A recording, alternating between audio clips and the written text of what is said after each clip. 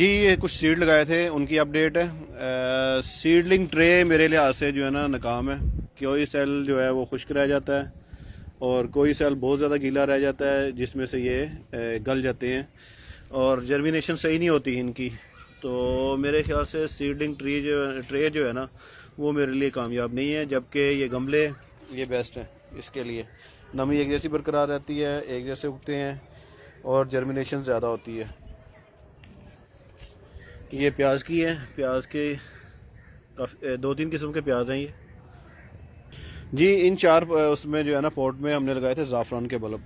अब देखते हैं, ये अभी तक निकले तो नहीं है, निकालते हैं भाई। ये भी एक जो है ना अलग ही किस्म का वो है कि भाई निकला क्यों नहीं, तो निकाल के देखते हैं भाई कहाँ तक पहुँचा। जी ये बल्ब हमने निकाल लिया है, रूट्स इसकी बन रही हैं, जल्दी इसमें से फ्लावरिंग शुरू हो जाएगी।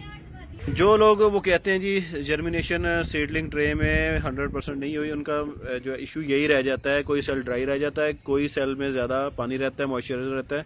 अच्छा मैं लेट था, मैंने सीड जो है ना बहुत लेट सो किए हैं। अब इसकी मैंने जर्मिनेशन बहुत फास्ट की है, बहुत जल्दी ये निकले हैं। इसके ऊपर मैंने प्लास्टिक की शीट दे दी।